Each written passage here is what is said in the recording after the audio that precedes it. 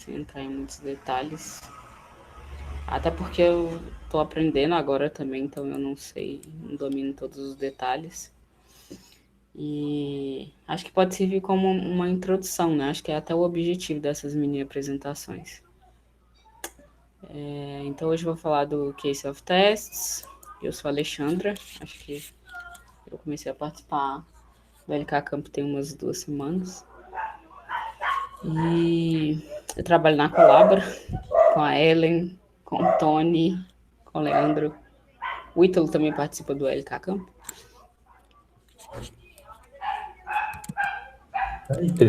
Ele tá começando. Pois é. Tá tentando desmutar o fone, mas falhou. Pois é.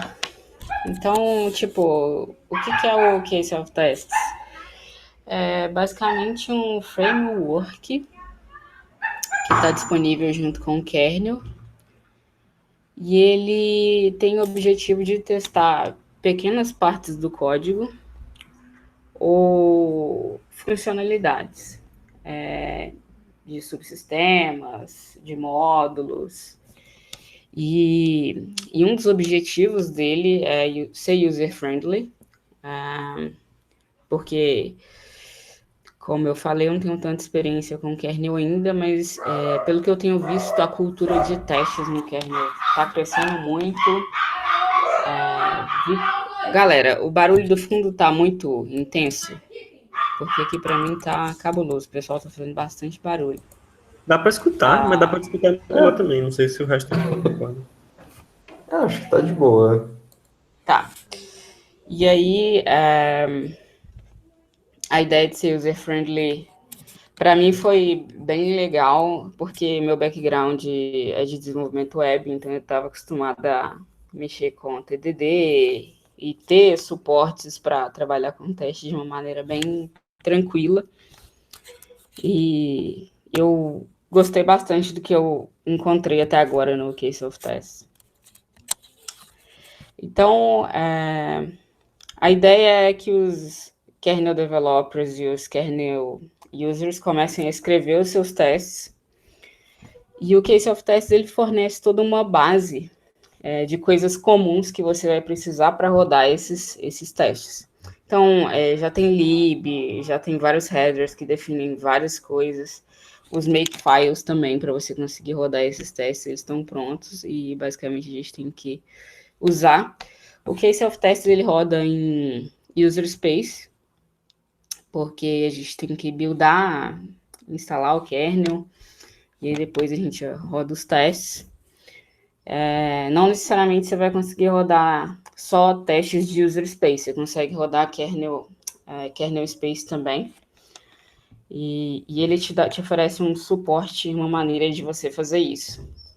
E uma coisa que eu tenho percebido é que pode ser uma boa maneira de você começar a desenvolver no kernel, tanto lendo os testes que já estão definidos, enfim, eu sinto que tem bastante espaço para contribuir, tanto para melhorar teste, tanto para ajudar você a entender um subsistema que você queira explorar.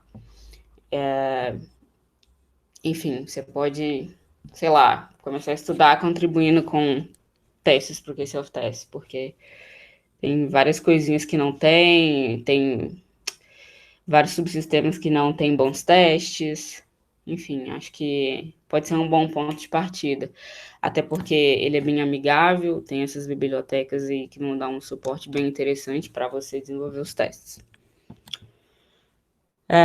Ele oferece basicamente dois módulos, que é esse teste harness, que é para você testar user space, e o teste model, que é para você testar kernel space. E a documentação cobre razoavelmente bem o que tem nesses headers e o que você pode usar. E, de certa forma, funciona como um guia para te ajudar a desenvolver os testes, né? Utilizando as funcionalidades que já estão lá descritas. Então, aqui um exemplo super básico do teste harness inclusive, o mesmo exemplo da documentação, que sei lá, não achei que valesse a pena fugir muito disso, porque é exatamente isso, eu estou escrevendo alguns testes. E como eles são de user space, eu uso o teste harness.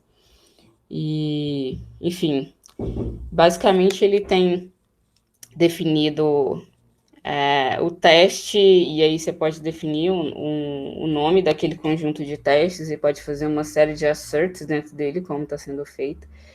Então, se você precisa criar alguma coisa para, sei lá, um objeto, instanciar alguma coisa, você instancia ali, você consegue fazer vários tipos de check, porque esse header ele te dá funções para poder fazer equal, assert, menor, igual, maior, enfim, todo tipo de assert que eu pensei em usar até agora e que eu tive que usar tá tudo definido, então o que eu faço é basicamente usar.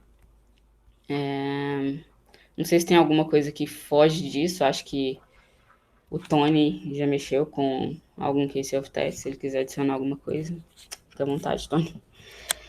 E o teste model, eu nunca trabalhei com ele especificamente, mas de acordo com a documentação, é um módulo que é usado justamente para testar, fazer testes em kernel space. Então, você tem que criar esse módulo que vai ter os seus testes dentro desse módulo. Eu vi no kernel lá, tanto arquivo C quanto shell script, que definem, carrega módulo, enfim, constrói tudo que você precisa para poder conseguir testar aquelas informações em kernel space e configura isso no case of test, né? Porque você pode tanto colocar esses testes para rodarem automático, vamos dizer assim, toda vez que o case of test for buildado, e incluir eles também nos makefiles do case of tests, para serem como se fossem os testes default, assim, que vão rodar em todas as configurações e etc. E aí, como é que você faz para rodar esses testes depois que você já, independente dos caminhos que você teve que usar, né? Se você está testando user space ou kernel space, você vai usar o makefile do próprio case of tests e vai buildar os testes. Você pode rodar testes específicos, você pode tentar rodar todos os testes, que é uma coisa que comigo nunca deu certo e nunca vi ninguém reportando que tivesse conseguido rodar todos os testes. Você pode salvar os reports em um diretório específico. E Eu tenho uma pergunta. diga. Ele checa se a versão que você está rodando o kernel é a mesma versão para a qual ele está compilando? Não checa. Porque eu fiz isso várias vezes, eu faço isso várias vezes. Os testes que eu estou desenvolvendo, por exemplo, eu uso a árvore Next, né? Só que o meu kernel é tipo 4.9. Deixa eu até. Entendeu? Então, tipo assim, como ele roda depois de instalado, mas tem alguns detalhes, né? Eu estou trabalhando, por exemplo, para testar o EventFD, que está no kernel desde o 2.6. Então, para mim é tranquilo, com as minhas configurações, conseguir testar isso. Uma coisa que eu até quero comentar aqui agora, e são os desafios. Que esse pode ser um grande desafio, inclusive, sabe? De você tentar testar uma coisa em uma versão do kernel que não tem aquela coisa, saca? E aí pode ser que ele não seja claro em mensagem de erro, provavelmente ele não vai ser. Então você que vai ter que sacar isso, sabe? Dentre outros problemas, como eu falei, eu nunca consegui rodar todos os testes. Você precisa tentar entender que fragmentos de teste aquele teste está rodando, ou aquele conjunto de testes, se você carregou, se você tem aqueles módulos na sua configuração. e se você carregou todas as dependências que são esperadas. Se você tem no seu build todas as configurações setadas para conseguir rodar aquele conjunto de teste. Quando você tem erros, você pode ter tanto problema de kernel quanto problema de teste. E aí parece que é um desafio bem grande você tentar entender se esses problemas eles são de kernel ou são de teste, saca? Você também pode ter problema com acesso root para rodar todos os testes. E basicamente é isso. Eu preparei uma apresentação bem curtinha para tentar abrir uma discussão. Se a galera tiver dúvida, enfim, quiser saber mais coisas, eu posso também mostrar alguns testes rodando para a gente ver os reportes. Eu queria saber mais sobre por que não é difícil conseguir rodar todos os testes. Então, se a gente for ver lá no diretório do Case of Tests, ele tem uma infinidade de coisas, desde, sei lá, até alguns testes para drivers, teste para Android, teste para ARM. Pessoalmente, eu não sei o que eu teria que carregar para rodar todos os testes Android, por exemplo. E aí, uma coisa que você pode fazer é rodar com target. Então, você escolhe um conjunto de testes específicos que você tem controle da arquitetura, das configurações daquele kernel, para não crashar teste. Tem testes que demoram muito tempo. Tem testes que esperam função root, então eles podem ficar em loop lá, tentando fazer alguma coisa e nunca terminar. Então, essas coisas que dificultam, por exemplo, incluir os case of testes no kernel CI. Por exemplo. Porque, por exemplo, beleza, o kernel CI monitora árvores Android. Tem algumas árvores Android rodando lá. Só que atualmente está integrado um case of test lá, shell script, para poder chamar os case of tests. Só que provavelmente se ele fizer isso de maneira generalista em todas as plataformas que não tem configuração de Android, vai quebrar. Então as outras árvores que, beleza, incluir para rodar case of tests, não vão conseguir rodar. Sacou? Ou, enfim, por realmente configurações de build, módulos carregados, acesso root. E a galera tem... Obrigado. Opa, não, só falei obrigado pela apresentação. Beleza. E tem sido um desafio muito grande, sabe? Eu comecei assim e por exemplo, um dos caras lá do kernel CI, o Guilherme, o Kevin também tá tentando rodar todos os testes e configurar, enfim, para ficar disponível. Alguém, eu acho que do LK Camp já perguntou do Zero Day da Intel. O Zero Day, ele se propõe a rodar o case of tests, inclusive, mas como eu não conheço o funcionamento da plataforma, eu não sei como ele faz isso, eu não sei quão bem sucedido ele é em executar esses testes. E é isso. E com certeza, a Schwab, por exemplo, ela é mantenedora do Case of Tests, ela sempre está pedindo a galera para contribuir, especialmente em drivers ainda bem fraco de testes. Tem algumas coisas muito bem consolidadas no kernel que não tem teste, uma série de syscalls. Por exemplo, o EventFD. E aí uma galera, né, até fica tipo, nossa, se tiver algum bug no EventFD, a casa cai. Mas, enfim, já foi testado de outras formas, né, por uso e tal. Então, é bem improvável que tenha alguma coisa. E acho que é isso, tipo, mais perguntas, mais coisas para discutir. Tem uma pergunta, eu não entendi direito, tipo, você mencionou aí, tem testes de ARM, por exemplo, nesse case of test. Se eu estou numa plataforma x86, ele é inteligente o suficiente para saber que eu configurei x86 e só vai rodar os testes x86? Ou...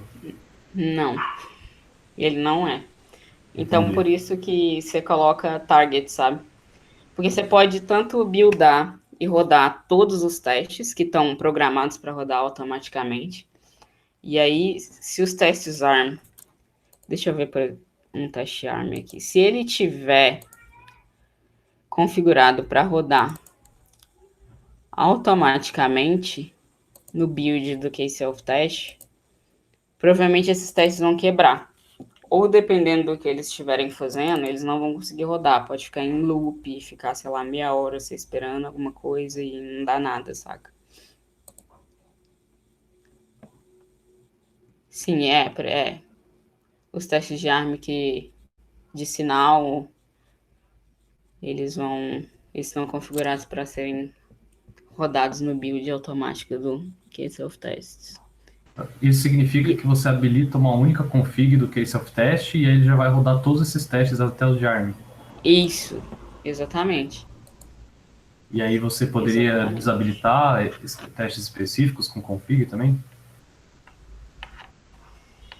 Desabilitar testes eu não sei. Mas o que você pode fazer é, beleza, eu quero testar, quero fazer a execução de todos os testes que estão fazendo gerenciamento de memória. Que você sabe que estão cuidando de alguma parte lá do subsistema, que você quer ver se funciona ou não. Você consegue rodar esse conjunto específico de testes, entendeu? Ao invés de desabilitar e mexer no Makefile e nas configurações para poder remover o teste que você não quer. Entendi. Então o que vocês fazem, na verdade, vocês compilam todos os testes mesmo e aí vocês só rodam o que vocês querem testar. Você pode fazer você pode fazer as duas coisas. Você pode compilar só os que você quer. Você pode compilar todos e rodar os que você quer, enfim.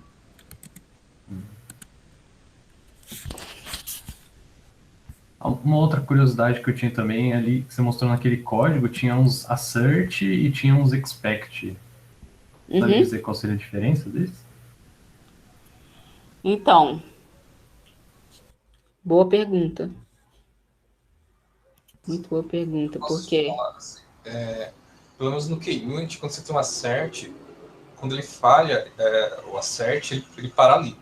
No caso do expect, ele vai falar que falhou ali, mas ele continua os outros testes. Essa seria a diferença. funciona do mesmo jeito no case self-test. Do mesmo jeito. Porque quando eu uso o expected, ele mostra para mim qual erro deu e fala, por exemplo, que é diferente do que eu estou esperando, mas ele não quebra, ele roda todo o conjunto de testes. Entendi. E no assert não.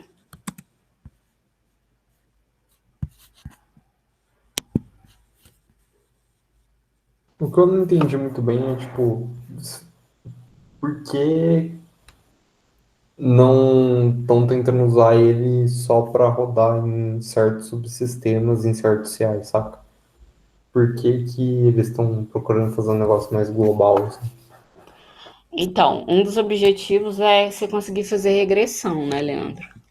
Então, tipo assim, você vai fazer modificações no kernel e você definiu nas configurações que aquele conjunto de testes ele tem que continuar funcionando nas novas versões do kernel. Então, de certa forma, se você está incluindo alguma coisa na árvore e algum teste quebrar, você sabe que o que você está incluindo está quebrando. Entendeu? Então, esse é um outro objetivo do Case of Tests, é meio que funcionar como um framework de regressão de testes no kernel. Por isso que ele anda junto com o kernel, né? A ideia é, tipo, beleza, obrigatoriamente a ideia, né, é testar as versões do kernel e testar as funcionalidades a cada vez que você for fazer merge. Mas, em contrapartida, tem esses desafios todos de configuração e de você tentar ficar entendendo o que está falhando quando falha alguma coisa. Eu não sei, talvez o Tony, ou até você mesmo, que já estão mais habituados a desenvolver upstream, como é que vocês fazem isso, assim? Você tem o hábito de fazer isso, por exemplo, Tony? Toda vez que você vai submeter alguma coisa upstream ou que você está desenvolvendo alguma coisa, você tem hábito de rodar case of test para poder ter uma regressão? Depende. Se tiver um case of test conveniente relacionado ao que eu estou modificando, sim. Se não, eu vou procurar outra forma de testar. Seja outra ferramenta, seja um teste que eu escrevi na mão. Mas, tipo, eu não rodo todos, assim, para testar, tipo, verticalmente, assim, kernel. Eu rodo só no que eu mudei mesmo. Uhum. Que aí você roda um target, né, específico para aquele subsistema, para aquele módulo que você está trabalhando, né? Então, eu vou lá e compilo, eu entro em self-test, compilo só a pasta que eu quero, rodo e saio, sabe? Uhum. Mas depende bastante, sim. Por exemplo, se modificar uma coisa de storage, tem uma ferramenta muito legal que chama BLK Tests, e ela não tá no... Tipo, não tem nenhum equivalente na parte de self-tests. E para file system também tem o XFS Tests lá, que também é parecido para testar file system, só que também não tá no self-test, não tá em nenhum lugar no source do kernel, sabe? Uma ferramenta mantida à parte. Sim. Uma coisa que eu percebo dos desenvolvedores kernel aí mais experientes e que já estão trabalhando com kernel há um bom tempo, é que, de certa forma, os testes, os self-tests, eles não, sei lá, não são suficientes, sabe? A galera sempre fala, tem sempre um corner case, ou os testes não são muito bons, que não tá cobrindo. Se as pessoas aí que estão desenvolvendo para o kernel, faz sentido esse tipo de raciocínio para vocês?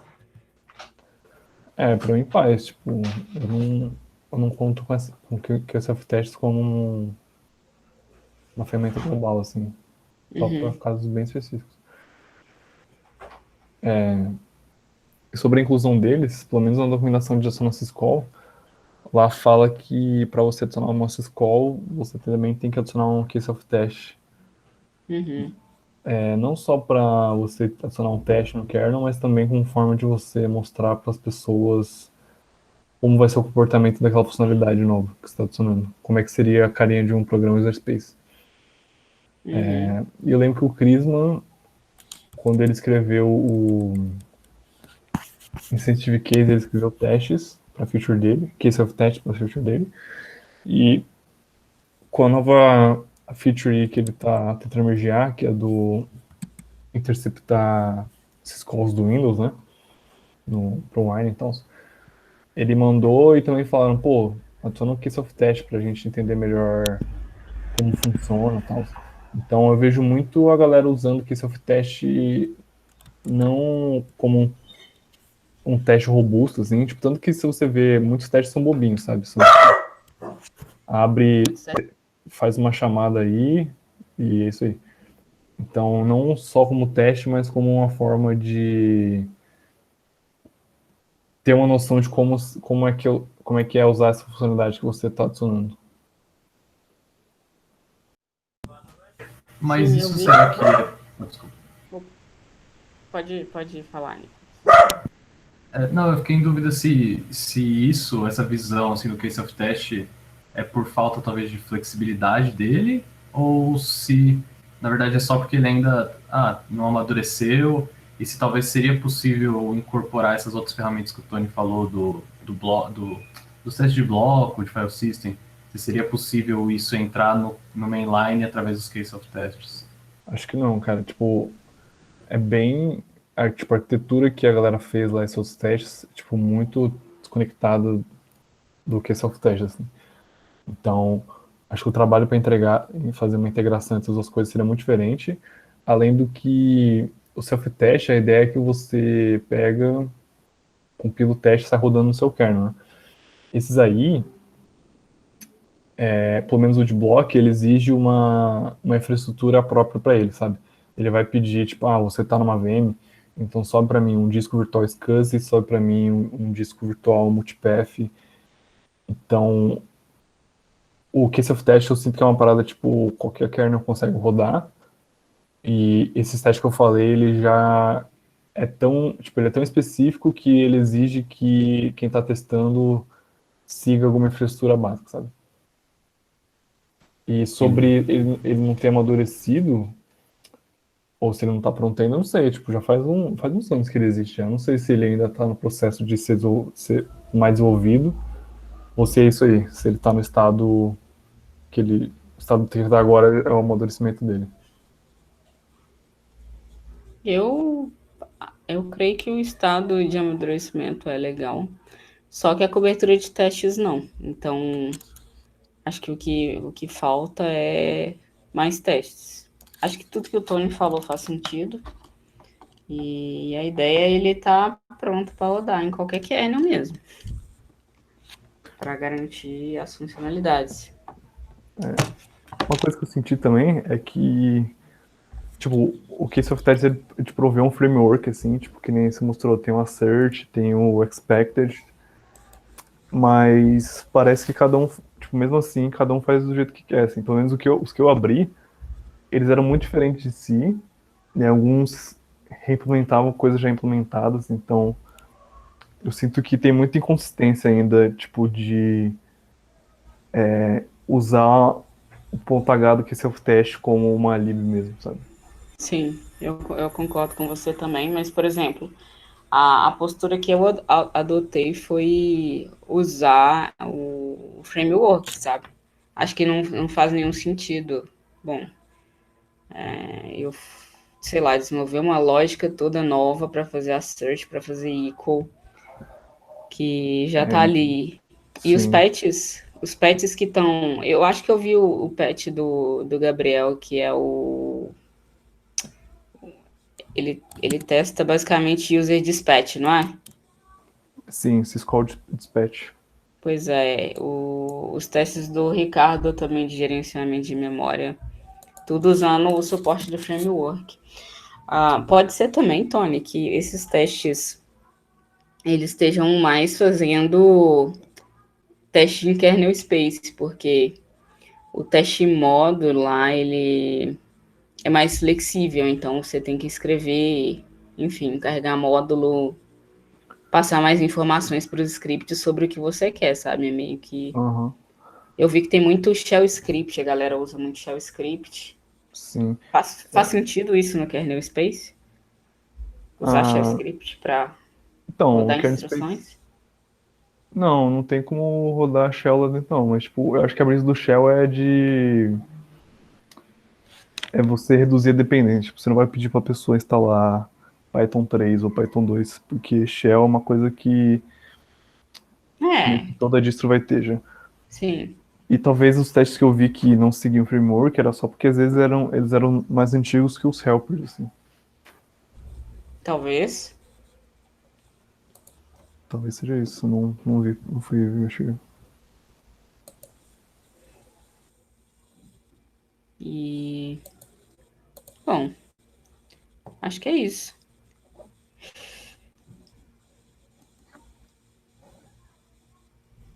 Você está trabalhando mais na parte de fazer testes ou de, tipo, amadurecer o framework? Eu não entendi muito bem isso. Não, amadurecer o framework não, porque os headers, eu acho que eles, como eu falei, já estão bem amadurecidos, por assim dizer. O que eu estou fazendo é escrever teste para syscall e provavelmente depois para funcionalidades que não estão cobertas por self-tests no kernel, entendeu? Que a ideia é você ter o maior número de testes possível para cobrir o maior número de partes pequenas e de funcionalidades do kernel, para você conseguir fazer regressão a cada versão nova, entendeu? Então, meio que o framework, ele já, que são esses, que é o framework amadurecido, vamos dizer assim, ele já te dá uma base comum, vamos chamar assim, para você escrever os testes para coisas do kernel que você quer testar.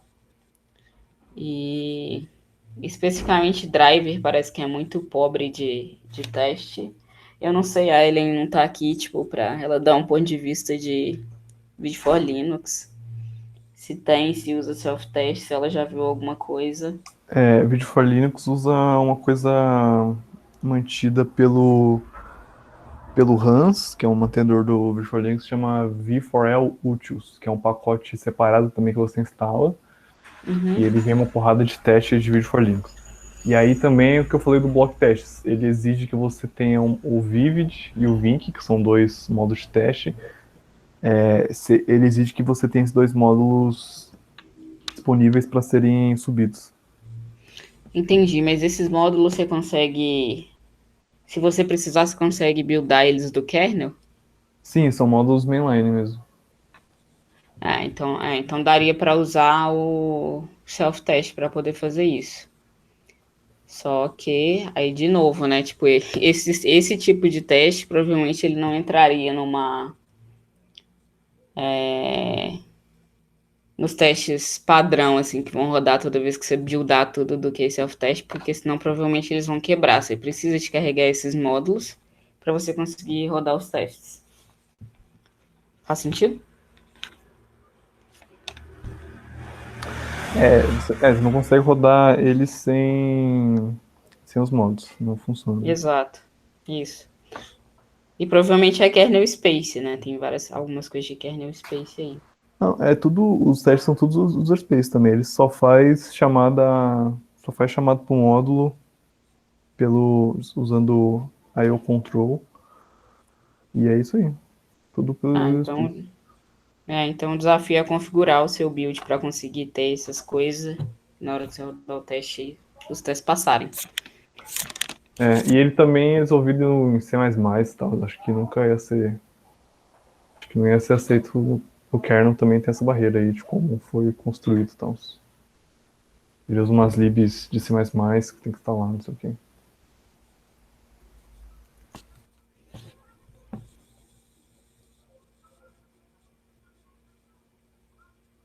Eu acho que talvez, tipo, faça sentido os testes que estão aparecendo agora irem se moldando em volta disso, né? Mas no DRM, pelo menos, também tem.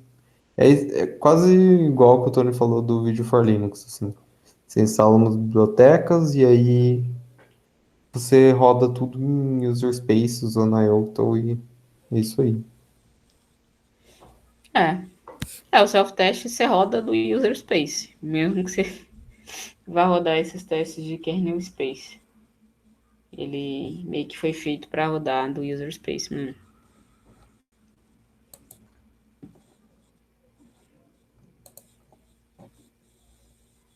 E às vezes eu me pergunto por que essa galera não inclui esses testes. No caso do Bit for Linux, o Tony já levantou a questão do C++, né?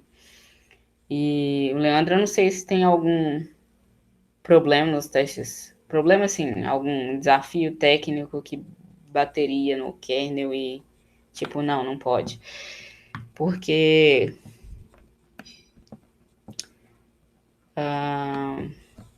não sei se teria retrabalho, né? Desafio de algum tipo de retrabalho, que sempre é ruim também, a galera não quer fazer. Meio que reescrever a roda. Mas seria legal, né? Tipo, o DRM eu sei que no workshop do Leandro, ele, tipo, nem sabia o que era o self-test exatamente, nunca tinha olhado os testes. Eu já troquei uma ideia rápida com o Tony, e ele falou comigo que os testes do Futex são meio fraquinhos, assim. Então,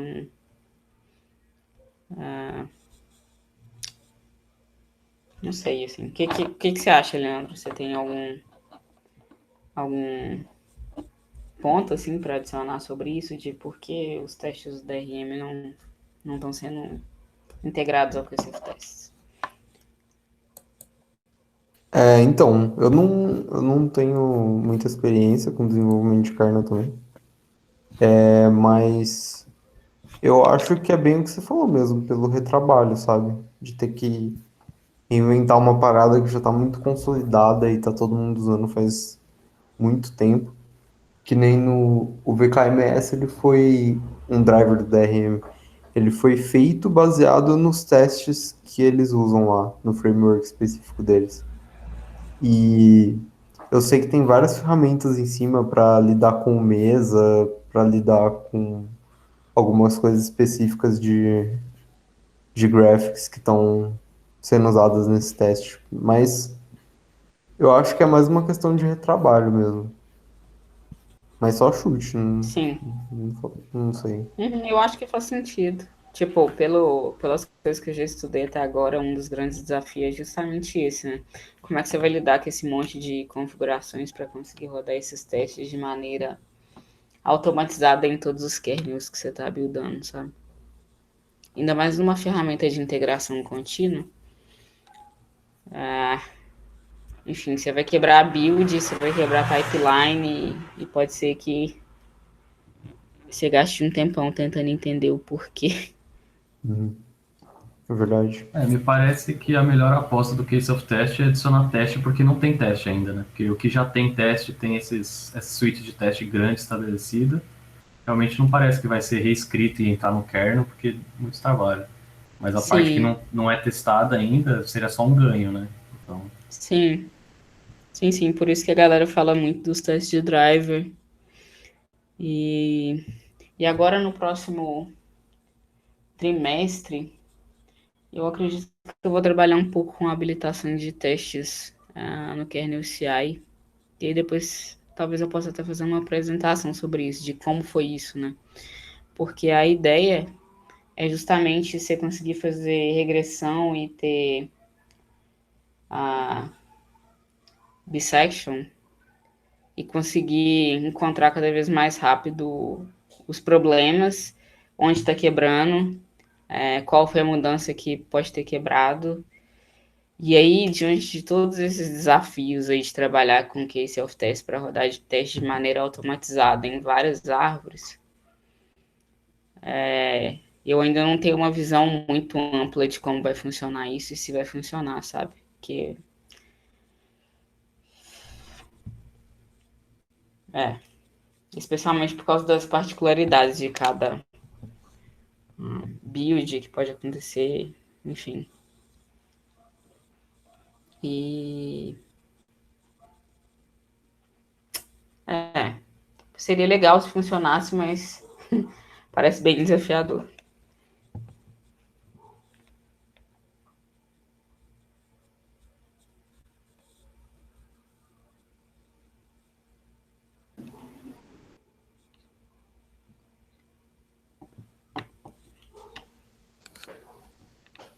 Ah, mas, tipo, quando se tratando de teste, né? Quanto mais melhor.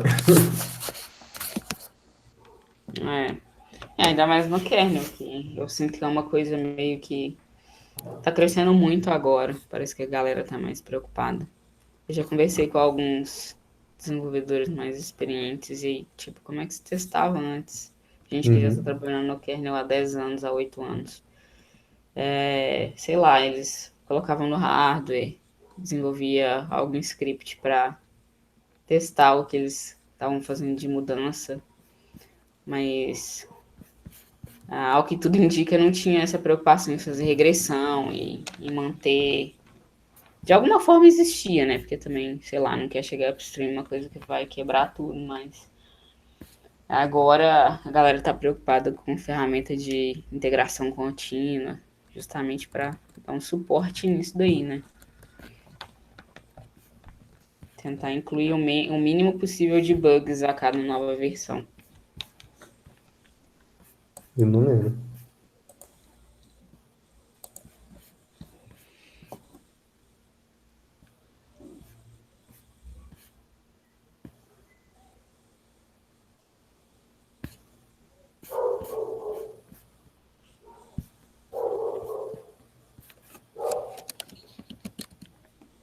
Então é isso.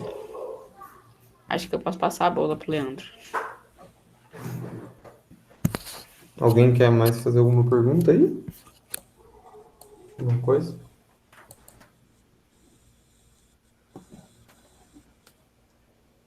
Bom, eu vou pôr aqui então.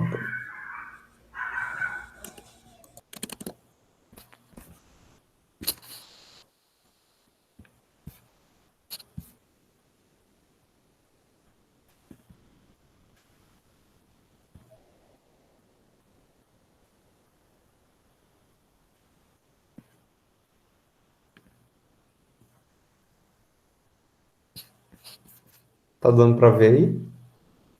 Ah, calma, tá carregando.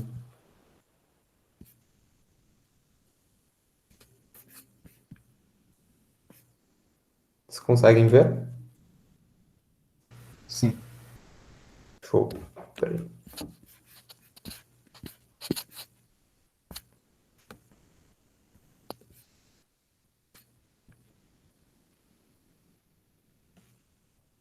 Beleza, vamos lá então.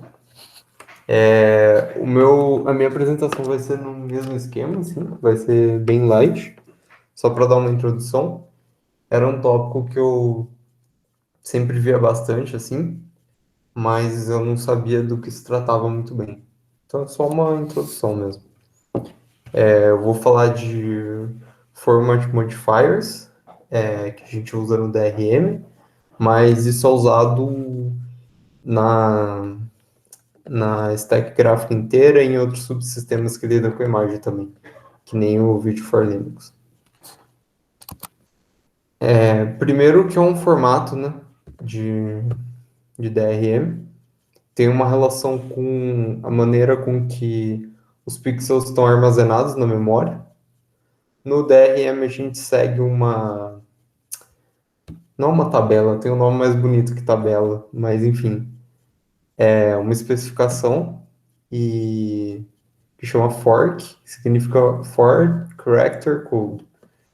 É uma sequência de 4 caracteres ASCII que são usados para identificar um formato.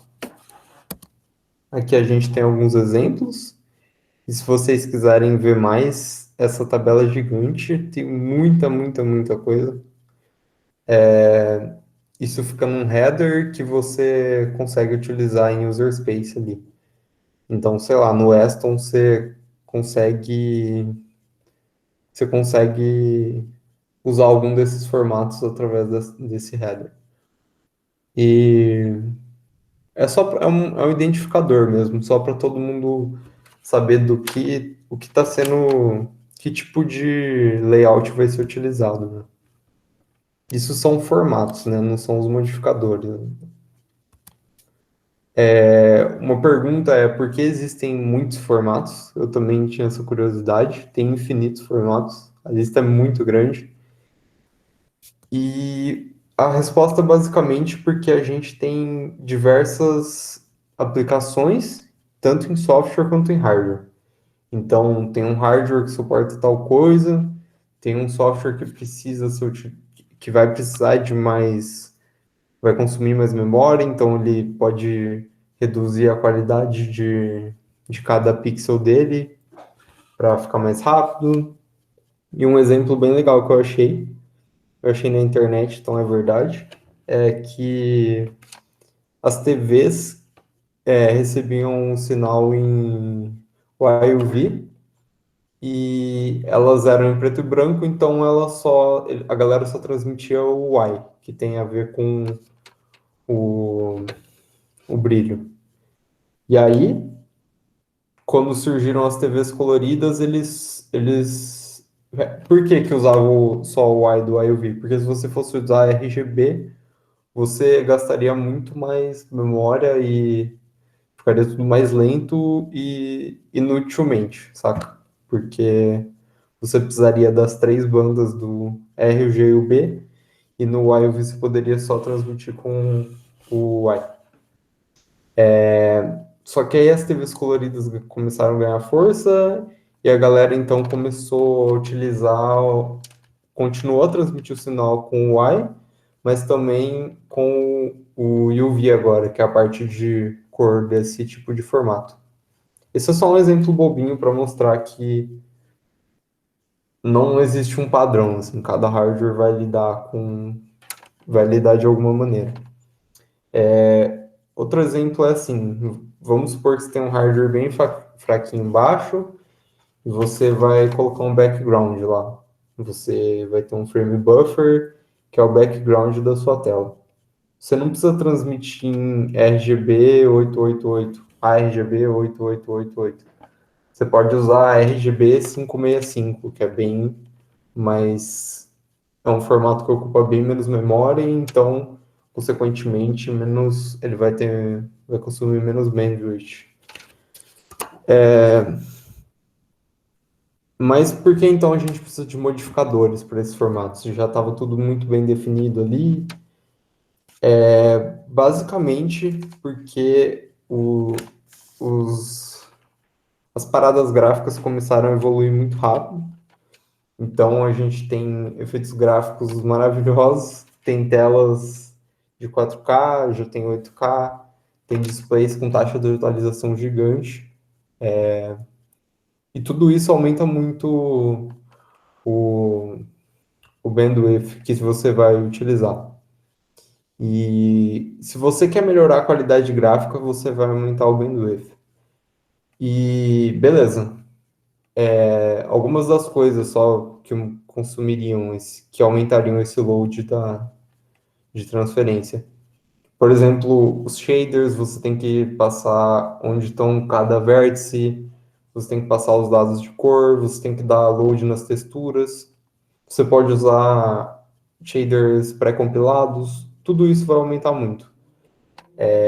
Quando você vai fazer texture filtering, tudo isso vai aumentar muito. Texture filtering eu vou explicar daqui a pouco, um exemplozinho. Alguém tem alguma dúvida de alguma dessas coisas? Não? Qualquer coisa é só me parar aí. Beleza, então, para lidar com isso, os hardwares começaram a... Você não podia simplesmente ir aumentando bandwidth e esperar que ia ficar tudo bem. Isso começou a ser um bottleneck. Daí os hardwares começaram a ficar cada vez mais sofisticados e começaram a inventar outras maneiras de colocar os pixels na memória. Atualmente a gente tem dois tipos de modificadores para que a gente possa utilizar tiled e compressed formatos. Eu vou falar só de tiled porque é mais simples de explicar, um exemplo bobinho e tal. Os formatos comprimidos são bem mais complexos e... Anyway, eu acho que com exemplo em tiled já dá para entender. Uma coisa é como a gente vai utilizar isso. Basicamente, a gente já utilizava essa IO que está aqui de cima, Edge FB2, e depois que começaram a dar suporte para modificadores, essa função aqui de baixo foi adicionada na User API. A Yocto que ela usa ainda é a mesma, mas basicamente ela vai levar em conta uma lista de modificadores. Vou dar um exemplo agora de tiled format. Nossa, tô bugado falando inglês com português, com Portugal. Anyway. Um exemplo de como isso pode deixar as coisas mais rápidas. Aqui a gente tem um layout de memória comum, que vai ser uma imagem 2D, vetorizada, e para acessar o pixel você vai fazer a linha que você tá versus o comprimento, mais... nossa, tá errado essa forma, inclusive. Não, tá certo. Tá certo. Mais a distância que você tá da origem. Beleza. E se você for colocar isso no cache, essa imagem, vamos supor que você tem uma linha só de cache. Você coloca ela linearizada assim, e você pode ir acessando da esquerda para a direita os pixels sem problema. Se você decidir que você precisa, por algum motivo, iterar a imagem de cima para baixo, cada linha que você for percorrer vai dar um cache miss. E aí isso vai ficar muito ruim. E aí a ideia de tiled é que você pode ver a imagem, então, não como um simples array, você pode ver ela como diversos retângulos pequenininhos. E você vai iterar de forma a percorrer esses retângulos, porque isso aumenta nossa, qual a palavra? Localidade. Enfim, você vai assim, você não vai permitir que descer uma linha possa causar um cache miss. Você quer maximizar a possibilidade de ter um cache hit. E a gente pode calcular o tamanho da... Você vai considerar o tamanho do seu cache, então isso é bem específico de hardware para hardware. E você vai calcular um retângulo que possa ocupar uma linha de cache, ou o máximo possível que você conseguir perto disso. Aqui a gente tem um exemplo. A nossa linha tem 64 bytes. E você está usando você está dando load numa textura, que é uma imagem, um PNGzão lá, que tem 32 bits por pixel. Então você pode usar um retângulo de tamanho 4x4. Então você vai ter 4 pixels nesse retângulo. Então ali a gente tem uma continha bem bobinha, tem 16 pixels nesse caso, né? Cada um ocupando 32 bits, e no fim dá 64 bytes, que é o tamanho da cache. Então, como agora você tá em um retângulo, se você for descer, ou se você for iterar a imagem de cima para baixo, você vai dar cache hit 4 vezes mais do que se você tivesse com a imagem em formato de array. Mas óbvio que isso vai causar mais cache miss da esquerda para a direita. Então tudo depende de como você pretende também acessar essa imagem. É que esse exemplo, eu acho que é muito pior você ter muitos cache miss consequentemente do que ter um cache miss esporadicamente, se você estiver indo da esquerda para a direita. Aqui é um exemplo de como ficaria o acesso à imagem.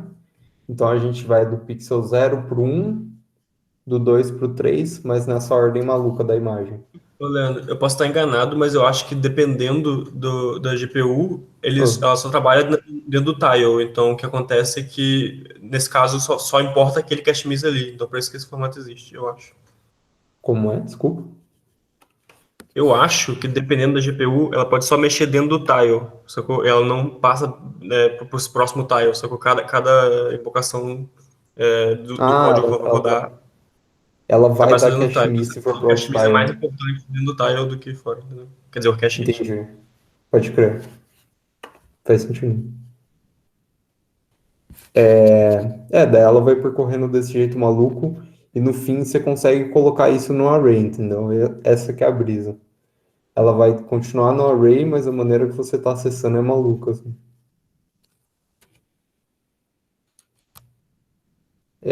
Aqui eu coloquei um exemplo bobinho de uso, porque eu queria explicar o que é bilinear filtering também. Quando você tem uma cena 3D, você tem toda uma questão de perspectiva, de como o objeto está distante da câmera, em que posição ele está, e você tem as suas texturas, que são imagens 2D. E você não pode contar que você vai ter uma relação 1:1, que um pixel da sua textura vai ficar exatamente em cima de um pixel do objeto que você quer pôr a textura. Uma das técnicas para resolver isso é filtragem. Tem vários tipos, essa aqui é uma bem simples, bem tosca. Vamos supor que você tem uma caixa gigante, assim, você tem uma textura gigante que era para ser colocada em cima da caixa gigante, mas na sua cena 3D a caixa está bem pequenininha. Então você quer, por exemplo, que 4 pixels virem um só.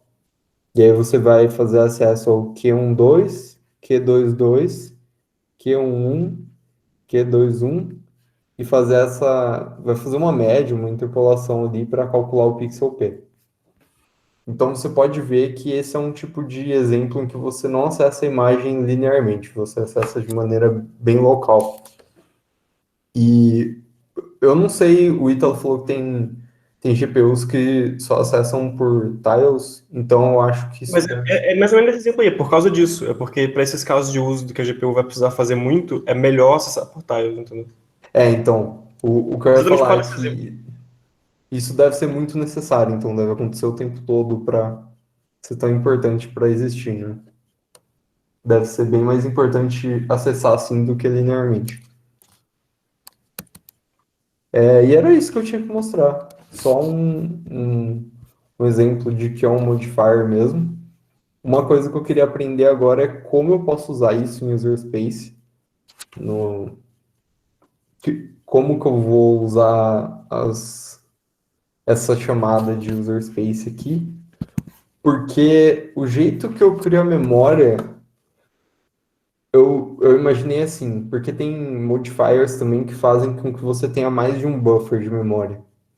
E você subdivide em planos.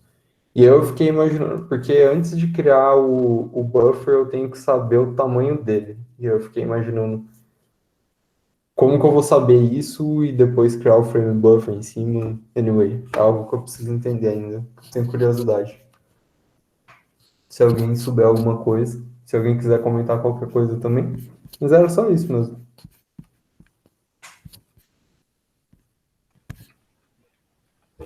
E quando for rolar o scan-out pro monitor, O que que tem? Não entendi. Você tá ele já, falando? tipo, porque assim, a memória vai estar organizada de um jeito diferente do que assim, o monitor vai ler como se fosse linear, assim. Então, não. Porque quem vai fazer o scan-out, na verdade, é a GPU, saca? E aí a GPU vai fazer a conversão do formato que tiver no CRTC. Sei lá, você vai estar com um plano nesse formato maluco, né?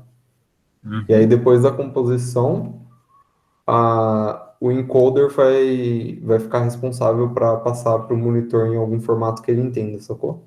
Então, tipo, é algo bem específico da GPU, ela tem que saber lidar com aquele formato, com aquele Justo. modificador.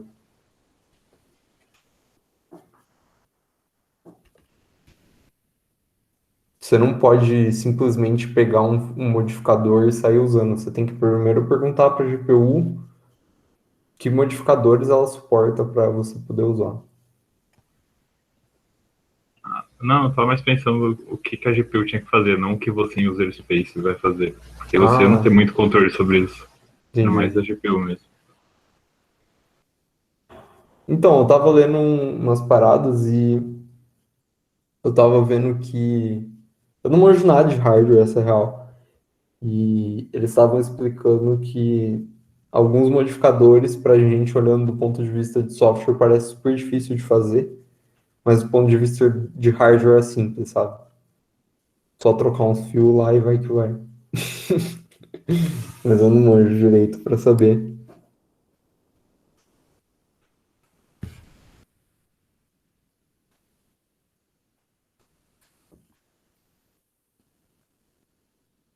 Alguém quer falar alguma coisa?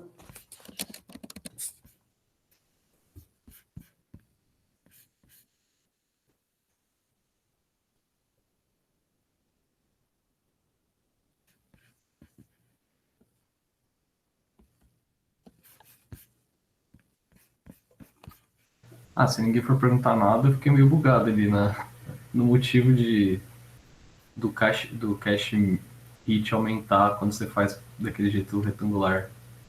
Ah, peraí. Cadê aqui? Aqui, né? Tá dando pra ver a tela? Sim. Yep. Beleza. Então, a ideia é que você vai acessar o pixel. Vamos supor que você tem infinito cache. Não, você tem uma linha de cache, desculpa.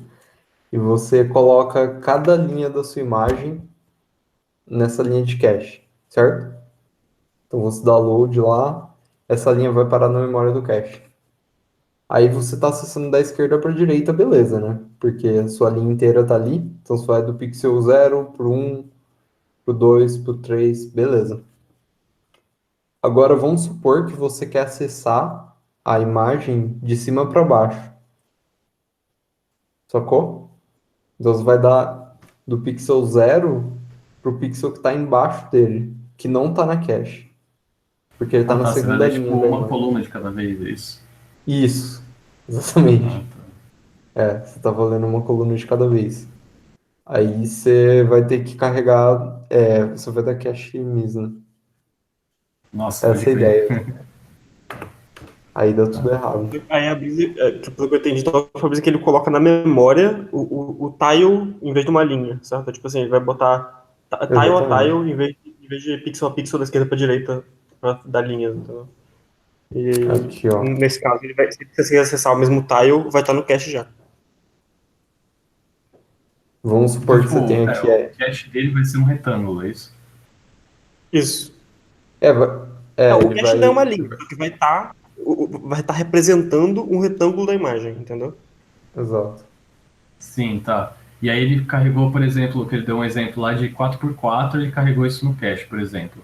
Aí se a imagem, por exemplo, fosse 16x16, a hora que ele percorrer a coluna, ele vai precisar de 4 retângulos, então ele tem que recarregar o cache 4 vezes ao invés de 16 vezes, é isso? Exatamente. Exato. Tá. Mas aí então você, tipo, você tá meio que otimizando o caso médio, assim, você piora pra linha para melhorar pra coluna. Pra ficar meio a Então, meio. É isso. só que o que eu acho que acontece é que esse caso localizado é muito mais usado, saca? Que nem Ah, aqui sim, por causa do na. que vocês tinham falado lá do. Da filtragem. E tem É, várias porque nesse operações, tipo né? aí sempre daria cache hit, né? Isso, exatamente. Aqui você teria. Você ia acessar o Q12, o Q2. Você teria um cache hit, um cache miss se você tivesse linear, né? Mas aí Faz tem, sentido. tipo. Esse é só um exemplo básico, assim. Eu acho que eles tentam otimizar ao máximo para os dois, né? Para fazer ficar bom linearmente também. Porque eu acho que deve ter bastante operação que deve contar com isso. Eu acho que, em geral, quando você está trabalhando com imagem, faz mais sentido você organizar os pixels num retângulo para os algoritmos que você vai rodar, do que organizar o pixel numa Uhum. linha, que um pixel pode estar muito longe do outro, mas está na mesma linha. A linha não é um conceito muito útil, sabe? Eu Não acho. tem localidade, né? Então, os algoritmos devem usar mais esse tipo de localidade, deve ser mais útil para o algoritmo do que a localidade de linha. Faz E linha, no sentido. caso, enfim, da esquerda para a direita.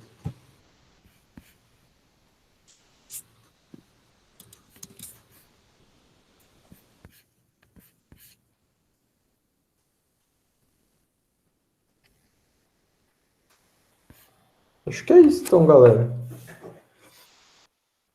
Semana que vem vai ser o quê? Ah, vou Thales parar a Velo? gravação. Beleza.